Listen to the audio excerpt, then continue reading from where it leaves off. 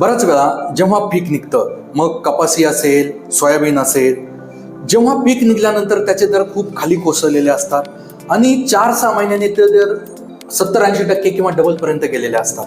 मग या ठिकाणी हा जो नफा शेतकऱ्यांना मिळाला पाहिजे होता तो व्यापारी लोक घेऊन जातात. मग आपण या चळवळीतून आपल्या शेतकऱ्याचीच एक व्यापारी लाईन का सुरू करू शकत नाही? शेतकऱ्याची व्यापारी लाईन सुरू करायला भांडवल लागतं खूप मोठ्या प्रमाणात. समजा कापूस जर मोठ्या प्रमाणात आपल्याला खरेदी करायचा असेल किंवा हे करायचं असेल त्याच्यासाठी खूप मोठं म्हणजे पैशाची गरज असते आणि तेवढे पैसे शेतकऱ्याकडे नाही. अगदी बरोबर, शेतकऱ्याकडे एवढा पैसा नाहीये. मग आपण संघटनेच्या माध्यमात सर्वांना एकत्रित आवाहन करून हे शक्य आहे का? म्हणजे जर मोठा मोबदला तोच जर शेतकऱ्यांना वाटला गेला तर शेतकरी नक्कीच चांगले दिवस त्याचे येऊ शकतात. शासनाने जे फेडरेशन मार्फत आता खरेदी करताय मग काय करतात ते बाजारभाव जे चालू आहे त्याच्यापेक्षा 100-200 रुपये जास्त देऊन ते खरेदी करतायत. पण शासनाने याचे खरेदी केंद्र उभारले गेले पाहिजे. त्याला शेतकऱ्याला चांगला नफा मिळा म्हणजे त्यांना माहित असतं किती खर्च आहे किती भाव आहे हे सगळं शासनाने हातात घेतलं पाहिजे. जिनिंग उभा केल्या पाहिजे. तालुक्यात प्रत्येक ठिकाणी जिनिंग घ्या, सहकारी जिनिंग पाहिजे त्या सुतगिरणी आपण पाहिजे आपली मुळात सुतगिरणी होती अशा सुतगिरणी उभा केल्या पाहिजे आणि त्यांना एक फिक्स भाव ठरवून दिला पाहिजे. त्या भावाने त्यांनी खरेदी करायचा. मग काय असेल ते पुढचे प्रोडक्ट त्यांनी तयार करायचे, काय गाठी असेल काय असेल ते त्या गाठी सरकारने खरेदी करायच्या. आपण खरेदी करतो पण बाहेरच्या देशातून करतो. हे आपल्या शेतकऱ्याच्या सुतगिरणीमध्ये तयार करून ह्यात योग्य भाव देऊन त्या खरेदी केल्या पाहिजे म्हणजे हा प्रश्न उरणार नाही. आणि ती डायरेक्ट त्या जी यंत्रणा आहे फेडरेशन त्यामार्फत खरेदी केली पाहिजे म्हणजे हा प्रश्न येणार नाही. असा शासनाने शेतकऱ्यांनी एकत्रित येऊन फार्मर प्रोड्युसर कंपनीच्या माध्यमातून आपल्या प्रॉडक्टला चांगला माल मिळावा, त्यांना कर्ज उपलब्ध होऊ शकतं, त्याचबरोबर निर्यात करेपर्यंतच्या काही योजना या फार्मर प्रोड्युसर योजनेमध्ये आहेत.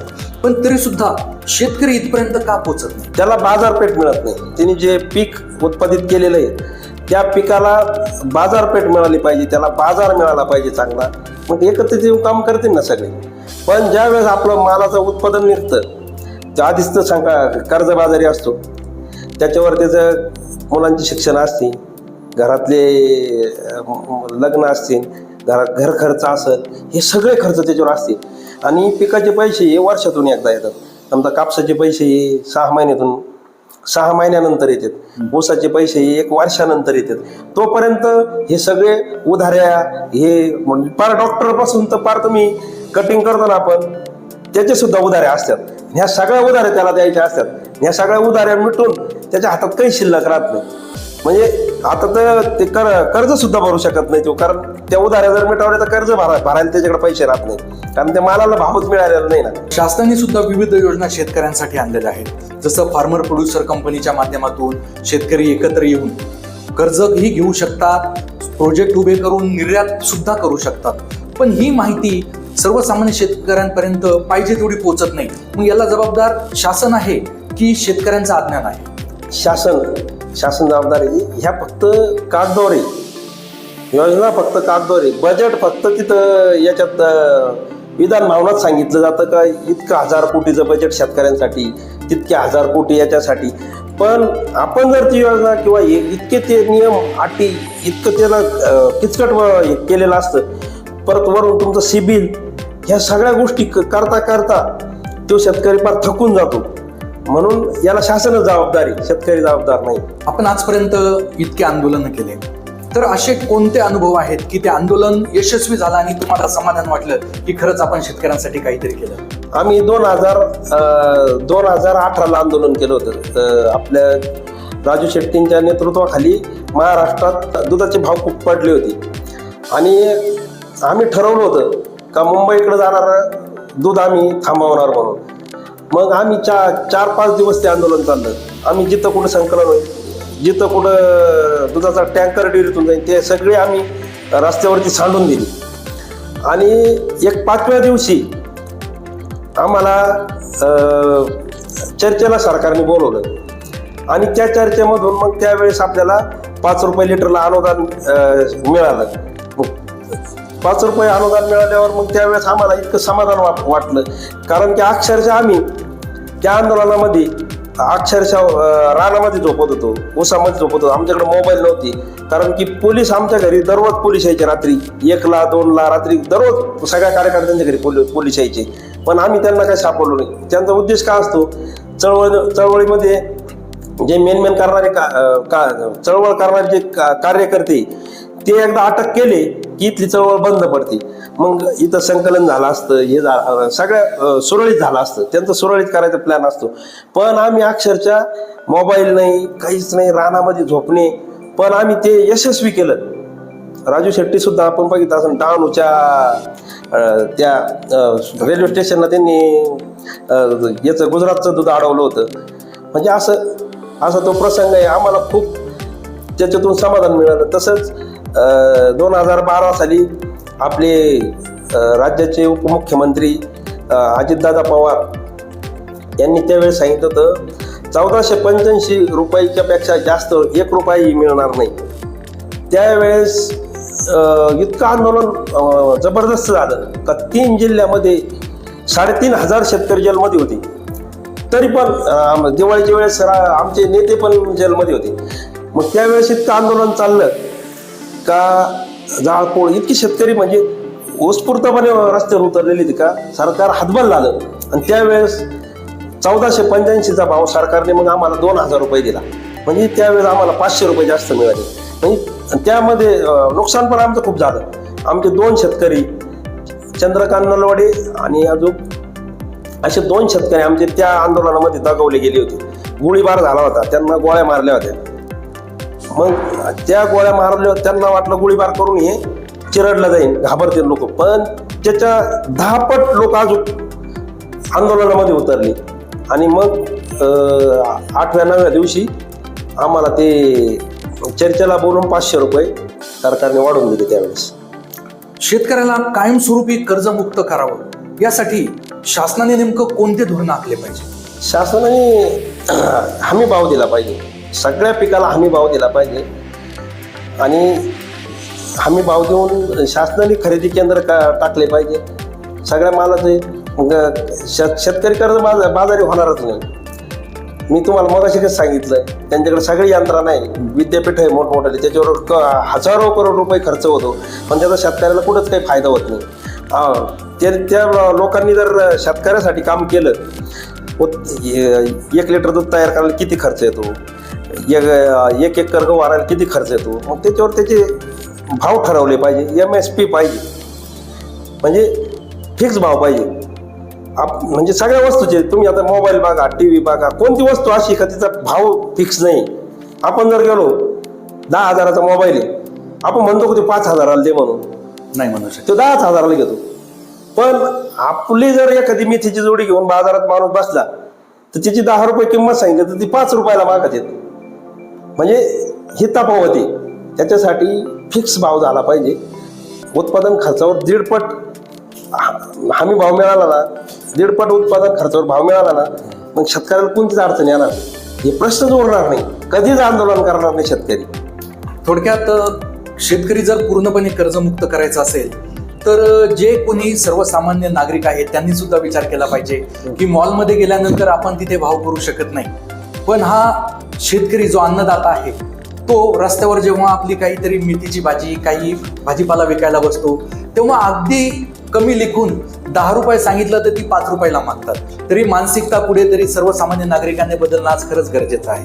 हो, सर्वसामान्य माणसांनी, शहरातल्या लोकांनी याचा विचार केला पाहिजे. जे 1-1, 2-2 लाख पगार घेतात ते लोक सुद्धा 10 रुपयाची जोडी 5 रुपयाला मागतात.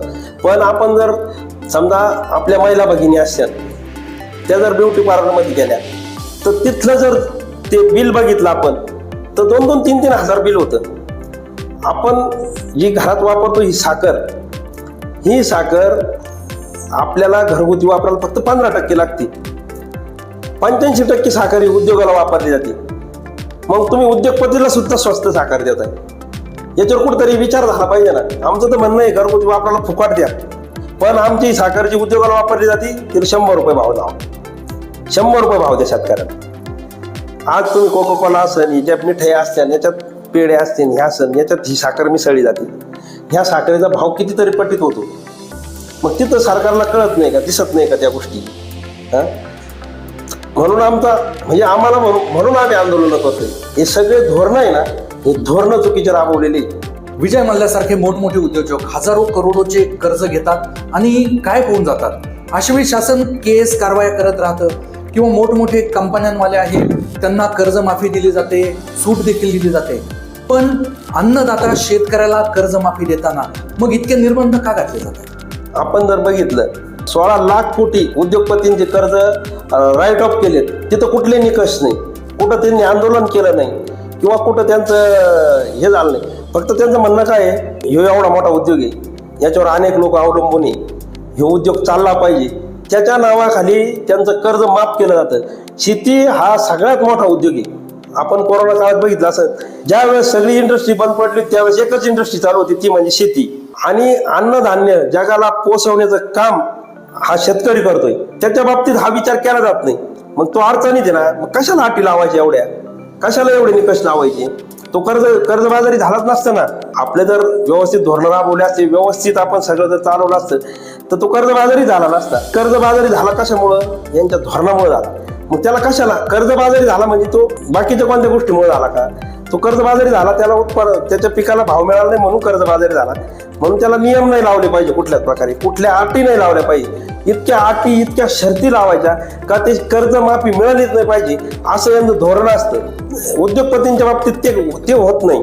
कितीतरी वेळा काही उद्योगपतींनी कर्ज बुडवले, काही पळून गेले. त्यांचे कर्ज तर असे का हजारो कोटी तर लाखोंच्या कोटीत ते कर्ज आहे. ते शेतकऱ्याचं काहीच नाही, म्हणजे एक किरकोळ आहे शेतकऱ्यांचं. आणि आपला देश हा शेतीप्रधान देश म्हणतो, कृषी प्रधान देश म्हणतो. आणि कृषी प्रधान देशात शेतकरी जो बळीराजा आहे तिची अवस्था दयनीय झालेली. ही व्यवस्था सुधारली पाहिजे, ही व्यवस्था नीट झाली पाहिजे, तरच शेतकरी सुधारत. नाही तर येणारा काळ हा अतिशय संघर्षमय असेल. आणि येणाऱ्या काळात तुम्हाला सांगतो, थोडे जास्त दिवस नाही, एवढ्या 5-10 वर्षात नेपाळ सारखी स्थिती झाल्याशिवाय राहणार नाही. कारण की शेतकरी पूर्ण कोलमडलेला आहे आता, आणि त्याच्या हातात आता दुसरं काहीच नाही राहिलेलं. मी तुम्हाला सांगितलं, ही स्वातंत्र्याची दुसरी लढाई सुद्धा असू शकते. कारण की त्याला स्वातंत्र्य मिळालेलं नाही, त्याच्या शेतीमालाला भाव मिळत नाही. आणि स्वातंत्र्य मिळवण्यासाठी आपण बघितलंय तो काही पण करू शकतो.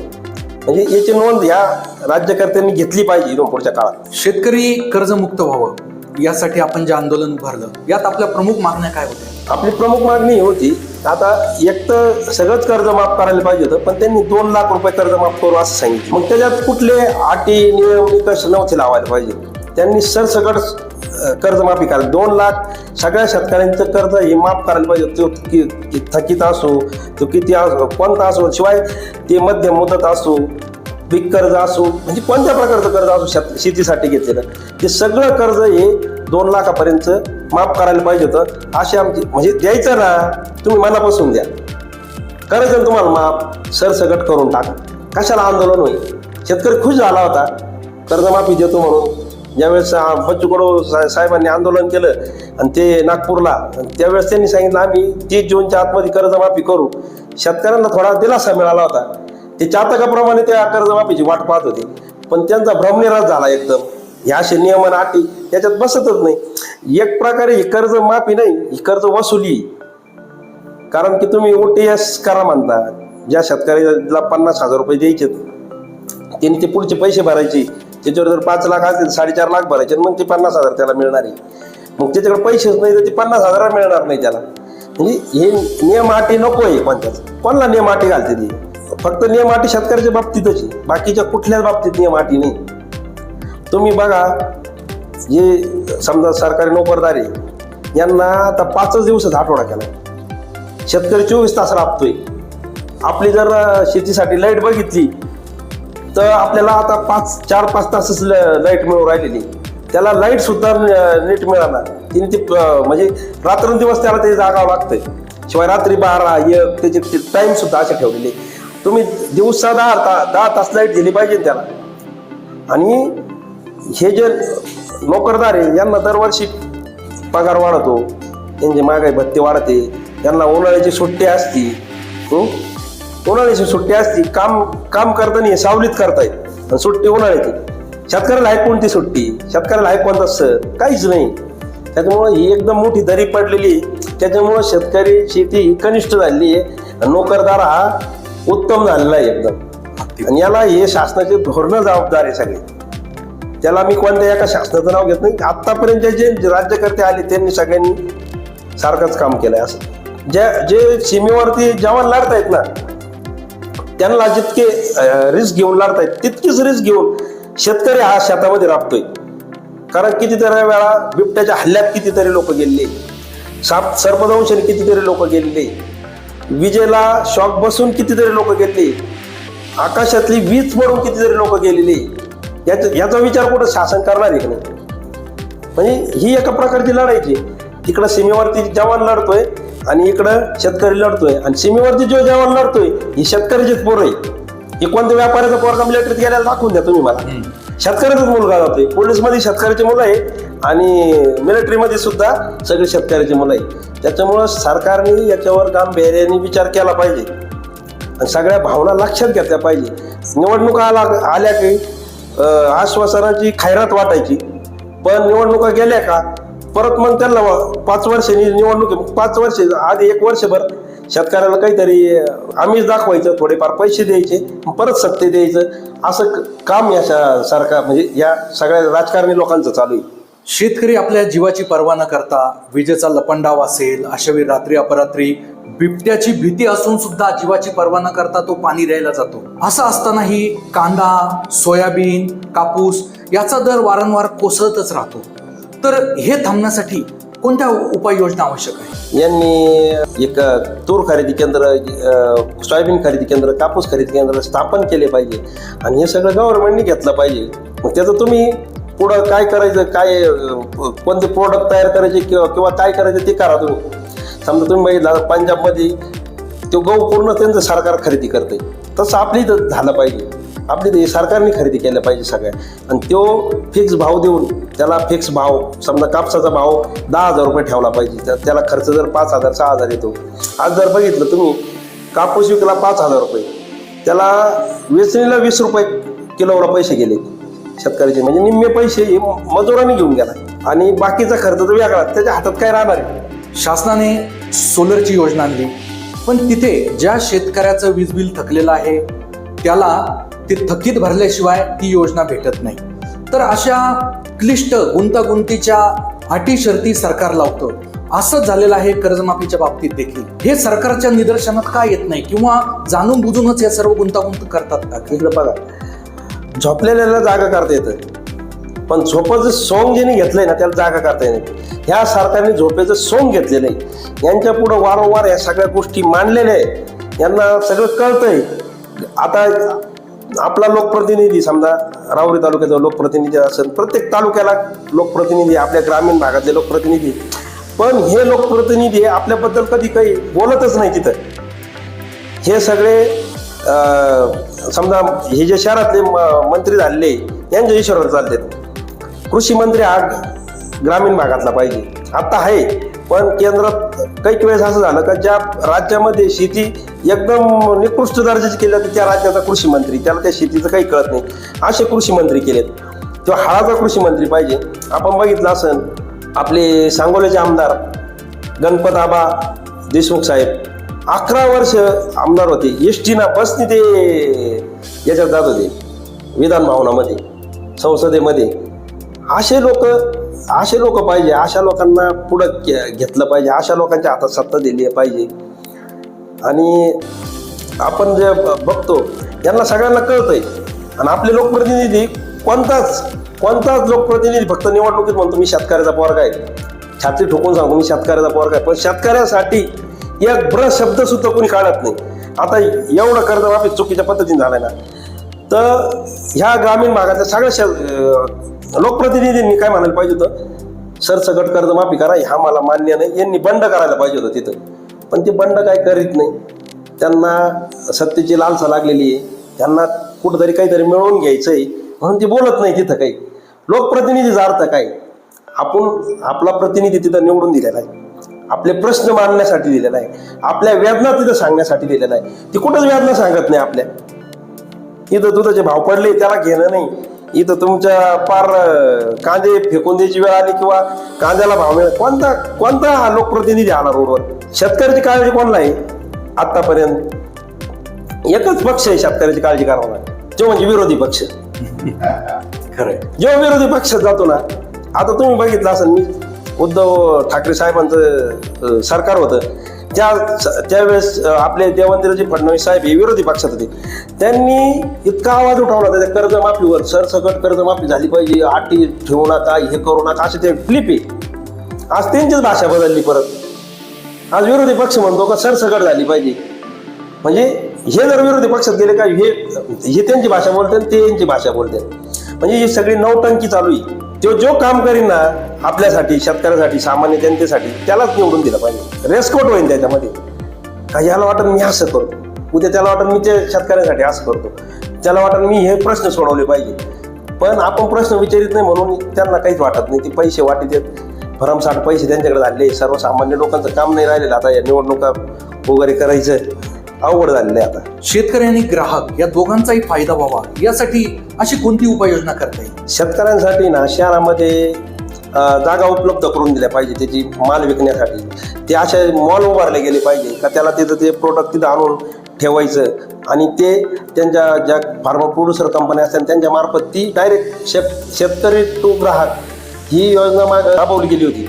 शेतकऱ्यांना शहरामध्ये जागा दिल्या पाहिजे करून, का भाजीपाला विकायचा आहे त्याला तिथं जागा निर्माण करून दिली पाहिजे. त्यांच्यासाठी आरक्षित जागा केली पाहिजे. तेव्हा मग ते शेतकऱ्याचा फायदा होईल आणि ग्राहकाचा फायदा होईल. शेतकऱ्याचा मुलगा आज 8-10 हजारासाठी 10 तास दुसरीकडे नोकरी करायला तयार आहे, पण स्वतःच्या शेतामध्ये 8 ते 10 तास तो काम करायला तयार नाही.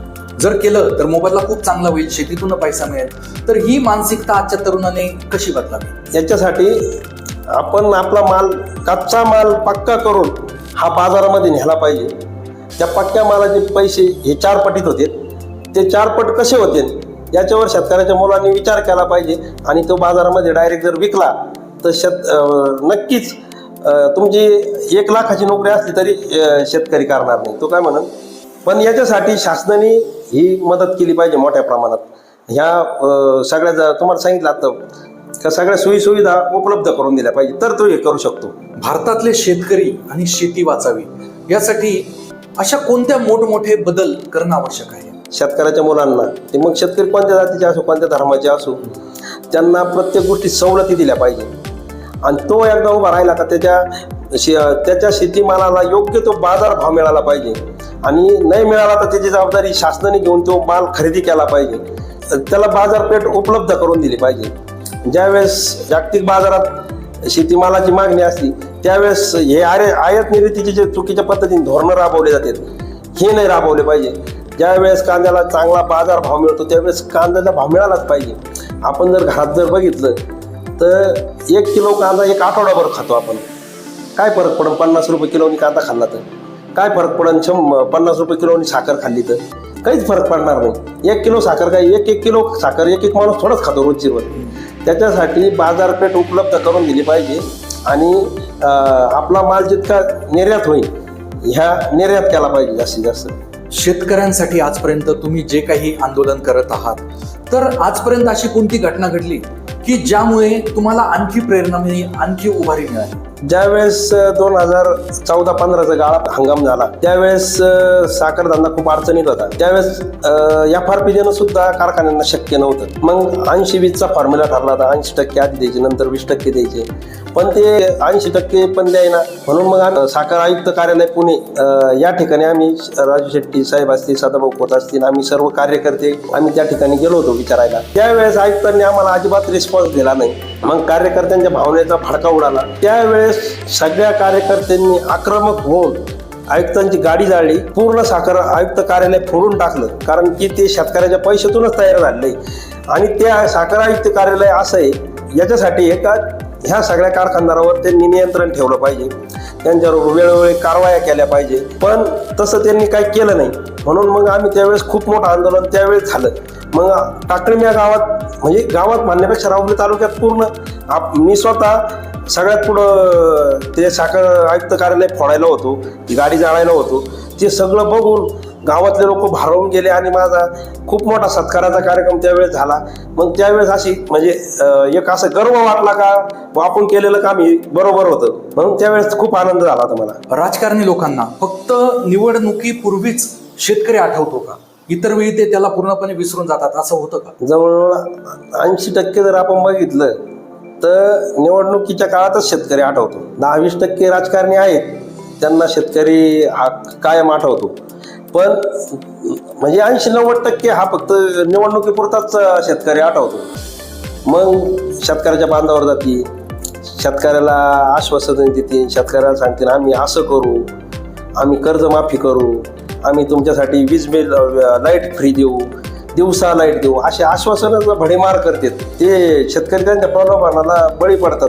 त्या काळात तुमच्या नुकसान भरपाई, त्या काळात जर अतिवृष्टी किंवा असे काही प्रसंग झालेले त्यावेळेस ही मदत भरपूर देते. असे खूप प्रसंग झाले, इतर वेळेस नाही देणार, पण निवडणुकीच्या तोंडावर देणार. परत दुसऱ्या निवडणुकीच्या तोंडावरच ह्या गोष्टी होताना दिसत आहेत. काही शेतकरी संघटना ह्या फक्त राजकारणापुरत्याच वापरल्या जातात. शेतकरी संघटना या राजकारणापुरते वापरल्या जात नाही. शेतकरी चळवळीतले सगळे कार्यकर्ते हे प्रामाणिक आहे आणि ते प्रामाणिकपणेच काम करत आहेत. पण काय होतं, चळवळ ही राजकारणी लोक ती मोडीत काढायचं काम हे लोक करतात, म्हणून मग ते लोक निराश होतात. असं कोणताच नेता नाही का ते राजकारणापुरतं किंवा राजकारण करतात, असं काही नाही. शेतकऱ्यांना हमी भाव मिळावा हे फक्त शेतकऱ्यांसाठी एक आमिष आहे की वास्तव आहे? हे आमिष आहे. हे शेतकऱ्यांना हमी भाव मिळावा हे फक्त आमिष दाखवत आहेत, पण त्याच्यावर कुठं काम करताना हे दिसत नाही. इंदोरीकर महाराज आपल्या कीर्तनात 10-15 वर्षापूर्वी हसत म्हणायचे की शेतकऱ्यांवर एक वेळ अशी येईल की शेतकरी पायी पायी मजुराच्या दारात जाईल आणि येताना त्याच्या मोटरसायकलवर बसून येईल. आज ते वास्तवात होताना आपण बघतोय. पण वेळ अशी येते की मजुराला हात जोडून विनवण्या करून सुद्धा आज मजूर काम करायला तयार नाही. तर याला कोणत्या गोष्टी कारणीभूत आहेत? याला शासनाने काय केलंय का मोफत राशन दिलं. मोफत राशन असं दिलं पाहिजे का ज्या लोकांना काम होत नाही, 60 वर्षाच्या पुढच्या असतील, 70 वर्षाच्या पुढच्या असतील, त्यांच्यासाठी ती मोफत राशन पाहिजे होतं. तुम्ही वेगवेगळे उद्योग उभारले पाहिजे, वेगवेगळे शिक्षण मोफत दिलं पाहिजे. मोफत काय दिलं पाहिजे? शिक्षण मोफत दिलं पाहिजे. तुम्ही हॉस्पिटल म्हणजे आरोग्यासाठी ज्या काय सुविधा लागतील त्या मोफत दिल्या पाहिजे सरसकट सगळ्यांना. आणि नवीन उद्योग व्यवसाय उभारले पाहिजे जेणेकरून त्यांना काम मिळेल. त्यांना कामासाठी प्रवृत्त केलं पाहिजे, घरी बसून खाण्यात प्रवृत्त नाही केलं पाहिजे. जर असं चालत राहिलं तर ही जनता सगळी आळशी होईल. यांना घरी बसून मोफत खायची सवय लागेल आणि काम करायची म्हणजे हे विसरून जातील, ते कष्ट करावं लागतात. म्हणून त्यांना काम दिलं पाहिजे, त्या कामाचा योग्य मोबदला दिला पाहिजे. आपण बघितलं असन, तुम्ही सरसकट सगळ्यांना देऊ राहिलेत. ज्या गोष्टी फ्री द्यायच्या ते देत नाही, आरोग्य फ्रीची गरज आहे ते देत नाही, तुमचं शिक्षण फ्री द्यायचं ते देत नाही, तुम्ही उद्योग व्यवसाय उभे करून त्यांच्या हाताला काम द्यायचं ते काम देत नाही. आज जर देशातील प्रत्येक नागरिकाने ठरवलं की आम्हाला शेतकऱ्यांसाठी काहीतरी करायचंय तर त्यांनी काय केलं पाहिजे?